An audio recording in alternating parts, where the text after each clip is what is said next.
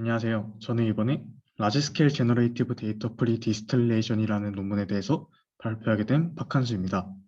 해당 논문은 21년도 12PR에 업습된 논문입니다. 그럼 발표 시작하겠습니다.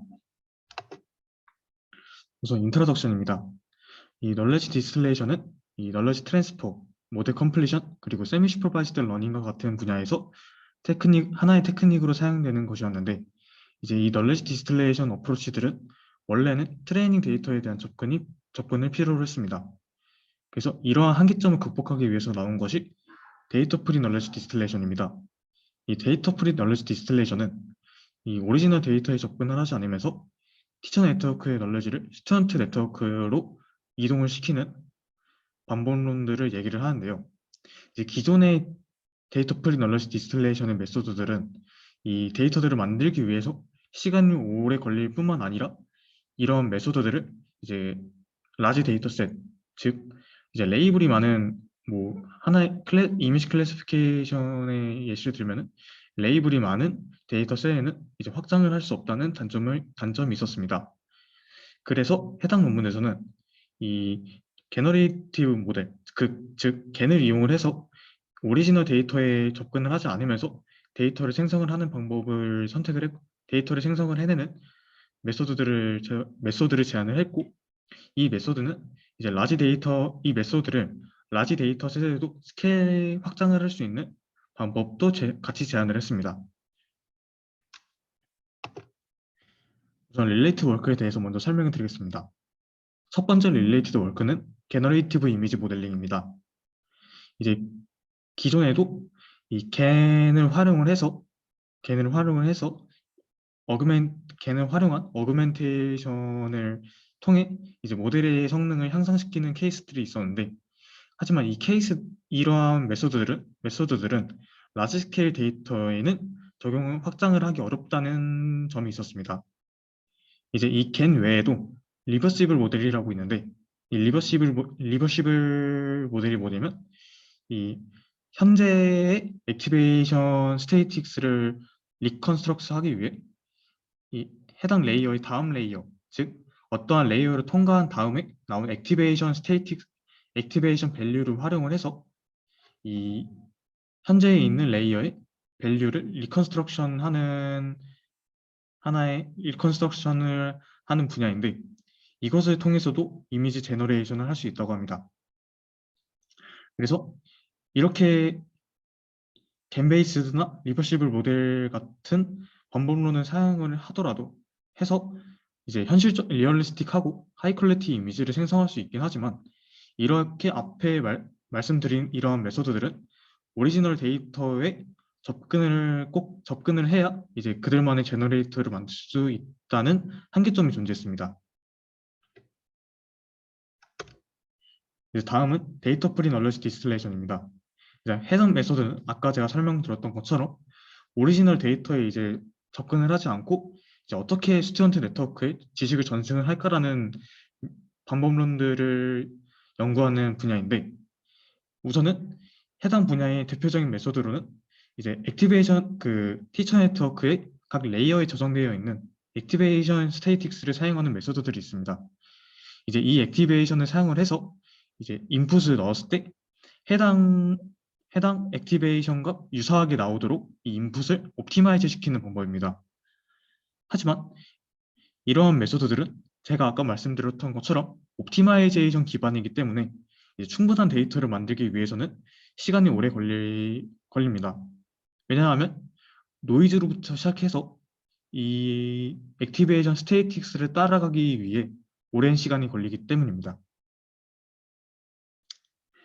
이 옵티마이제이션 기법 외에도 이제 제너레이티브 모델을 사용해서 이미지를 합성을 해내는 메소드들이 있긴 한데, 이제 이것도 아까 제가 말씀드렸던 것처럼 라지 데이터셋, 그러니까 여기서는 이미지넷 클래시피케이션 태스크를 예시로 들었는데, 이제 이미지넷과 같이 이제 레이블들, 즉 클래스들이 많은 1000개의 클래스가 여기 있으니까 그러한 케이스들에 대해서는 확장할 수 없다는 단점을 가지고 있습니다. 이제 해당 논문에서 제시한 메소드입니다. 이제 정확하게 말하면은 해당 논문에서는 이제 컨디셔널 간을 학습을 시키는데, 컨디셔널 간을 이제 해당 데이터를 뽑아내야 되는 이 디스트리뷰션을 어프로시메이트를 하도록 이 컨디셔널 간을 학습을 시킵니다. 하지만 이 데이터 프리 널리지 디스틸레이션 상황에서는 오리지널 데이터에 접근을 할 수 없기 때문에 이 생성된 이미지와 이제 그라운드 트루스 이미지 간의 차이점에 대한 로스를 구할 수가 없습니다. 그래서 제안한 것이 해당 논문에서 사용한 것이 이 인셉션니즘 로스와 모먼트 매칭 로스입니다. 이제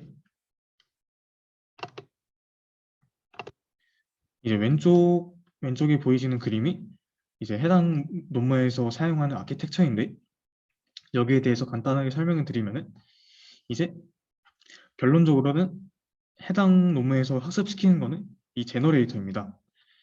근데 이 제너레이터를 학습시킬 때 사용하는 로스는 이 모먼트 매칭 로스와 이제 여기서는 크로스 엔트로피 로스라고 나와 있는데, 해당 로스는 그냥 인셉션니즘 로스라고 이해하시면 될 것 같습니다. 이제 티처 네트워크에서 얻을 수 있는 이 모먼트 매칭 로스와 크로스 엔트로피 로스, 즉 인셉션니즘 로스를 사용해서 이 제너레이터를 학습을 시킨 다음에 이 제너레이터로부터 생성한 이미지들을 가지고 이제 스튜던트를 학습을 시키는 방법입니다. 우선 인셉션니즘 로스입니다. 인셉션니즘 로스는 이제 생성된 아웃풋과 이제 그라운드 트루스 간의 차이점에 관한 로스와 그리고 이미지 레귤러라이제이션에 관한 로스를 합한 거라고 이해하시면 될 것 같습니다. 해당 논문에서는 이제 이미지 클래시피케이션 태스크에 관해서 했기 때문에 이 크로스 엔트로피 로스 펑션을 사용을 했고, 그다음에 이미지 레귤러라이제이션 로스에 대해서는 이 토탈 베리에이션과 L2 노멀라이제이션 로스를 사용을 했습니다. 이제 여기서 이미지 레귤러라이제이션은 이제 생성된 이미지가 이제 소프트 어느 정도 부드러워지게 하는 로스텀이라고 이해하시면 될 것 같습니다. 그래서 인셉션니즘 로스 펑션의 식은 이제 다음과 같습니다. 이제 크로스 엔트로피에 관한 식과 크로스 엔트로피 펑션과 이제 이미지 레귤러라이제이션 로스텀으로 이루어진 것이라고 이해하시면 될 것 같습니다. 이제 다음은 모먼트 매칭 로스입니다. 이 모먼트 매칭 로스는 이 각 티처 네트워크의 각 레이어에 존재하는 액티베이션 스테이틱스를 이용하자는 것인데요. 이 액티베이션 스테이틱스를 활용을 해서 이 인풋을 넣었을 때, 즉 노이즈를 네트워크에 넣었을 때 그 노이즈가 이 네트워크를 통과하면서, 즉 정확하게 말하면 배치 노멀라이제이션 레이어를 통과하면서 발생하는 이 액티베이션이, 여기서 제가 방금 말씀드린 이 배치 노멀라이제이션에 원래 저장되어 있는 액티베이션 스테이틱스를 따라가도록 학습을 시키는 로스입니다. 따라가게 하도록 유도를 하는 로스라고 이해하시면 될 것 같습니다. 그렇게 해서 해당 논문에서는 배치 노멀라이제이션 레이어에 저장되어 있는 이 러닝민과 베리언스를 사용을 했다고 합니다. 그래서 로스 펑션의 식은 다음과 같습니다. 이 해시 씌워져 있는 거는 이제 이 배치 노멀라이제이션 레이어에 저장되어 있는 러닝민과 러닝 베리언스라고 생각하시면 될 것 같고, 이제 이러한 이 MX와 이제 시그마 X는 이제 이 노이즈가 해당 배치 노멀라이제이션 레이어를 통과하면서 발생한 액티베이션 밸류라고 이해하시면 될 것 같습니다. 이렇게 모먼트 매칭 로스를 생성을 해내고요. 방금 제가 말씀드린 이 인셉션니즘 로스와 모먼트 매칭 로스를 사용해서 최종적으로 게너레이티브 모델을 학습시키게 됩니다. 근데 이제 걔네 고질적인 문제로 이제 여기서도 마찬가지로 모드 콜랩스가 발생합니다. 모드 콜랩스란 이제 걔네 구성하고 있는 모드 콜랩스의 이제 기본 정의는 이제 걔네 하나의 구성 요소인 디스크리미네이터가 있는데 이제 이 디스크리미네이터와 이제 제너레이터가 있다고 쳤을 때 이 제너레이터가 디스크리미네이터가 이제 속을 정도로만 이미지를 생성을 하는 사- 디스크리미네이터가 이제 진짜라고 속을 정도로만 이미지를 생성함으로써 이제 제너레이터가 실제로 생성하는 데이터 디스트리뷰션이 굉장히 좁은 베리에이션의 이미지만을 생성하게 되는 문제입니다. 이제 실제로도 이게 모드 콜랩스로 인해서 생기는 문제점인데 이제 자동차를 생성을 하는데 이제 자동차의 다양한 넓은 베리에이션의 자동차를 생성하는 것이 아닌 이제 빨간색 자동차만을 생성하는 자- 네, 빨간색 자동차만을 생성이 되었습니다. 이제 이 문제가 모드 콜랩스로 인해 생긴 문제라고 해당 논문에서는 말을 하였고 이제 이를 해결하기 위해서 이 해당 논문에서는 멀티플 제너레이터를 사용함으로써 이 모드 콜랩스를 해결하고자 했습니다. 즉, K개의 클래스 해당 제너레이터가 학습해야 되는 데이터셋에 K개의 클래스가 있으면은 그 클래스의 개수에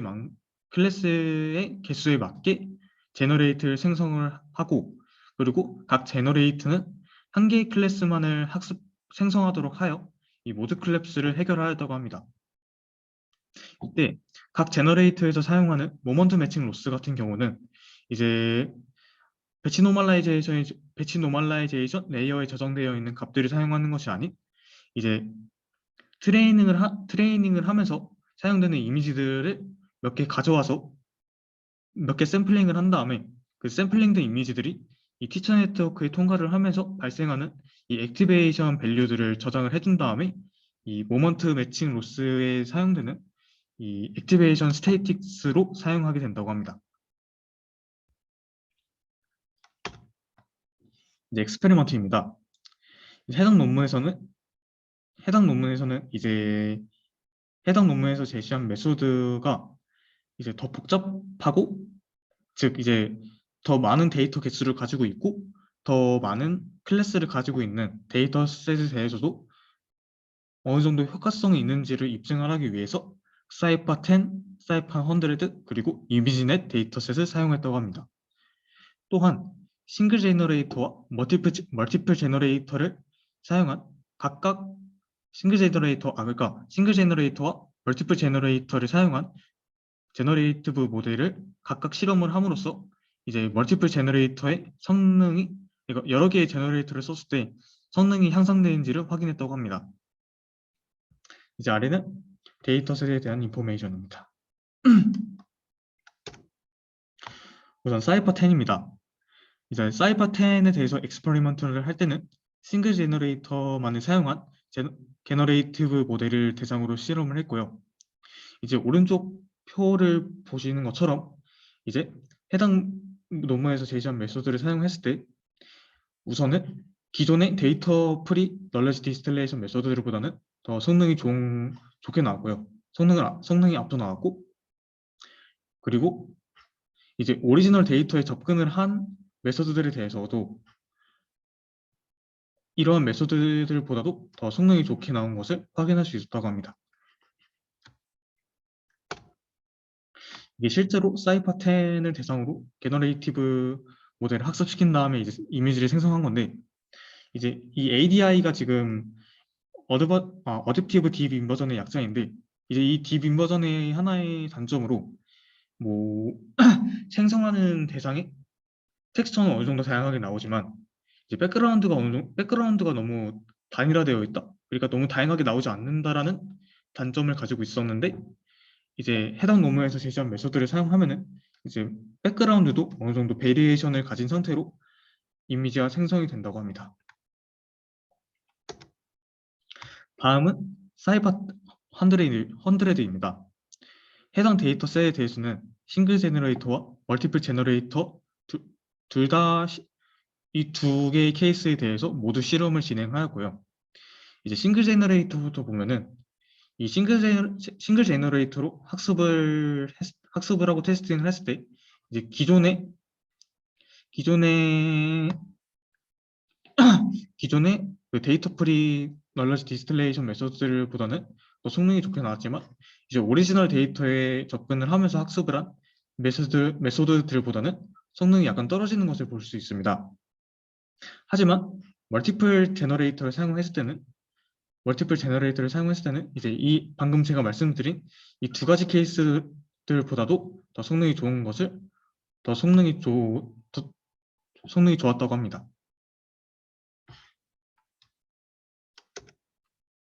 이제 다음은 이미지넷입니다.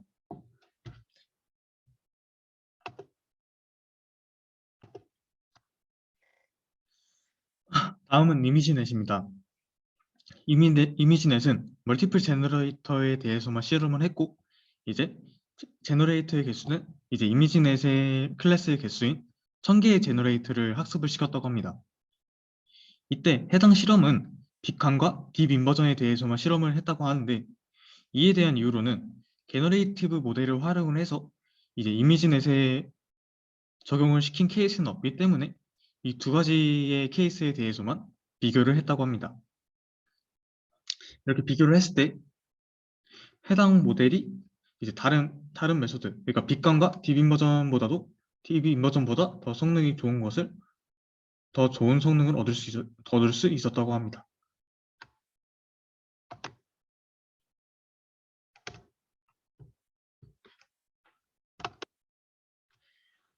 이제 다음은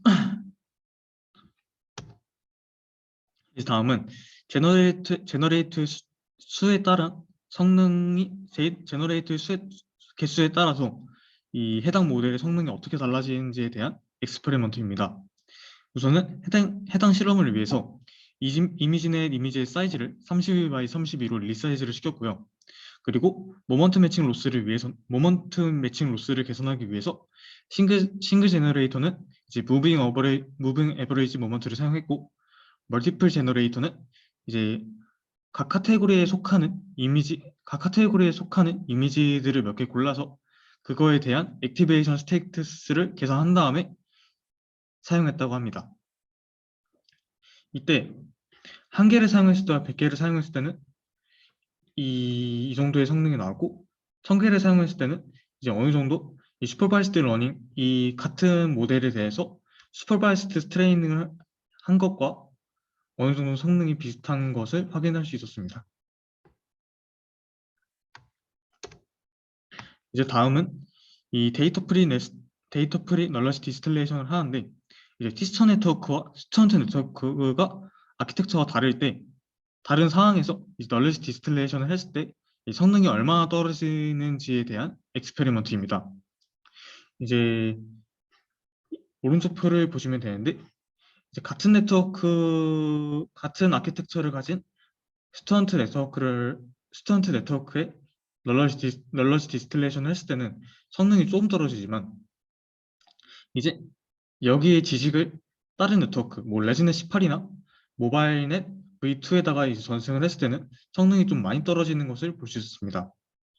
해당 논문의 저자는 이에 대한 문제를 이제 스튜던트 네트워크와 티처 네트워크 간의 그 두 개의 네트워크 간의 아키텍처 상에서 어느 정도 얽힘이 있기 때문에 이 티처 네트워크로부터 학습한 이 제너레이티브 모델이 제너럴라이제이션, 즉 일반화를 하는 능력이 좀 떨어진다는 결론을 내렸습니다.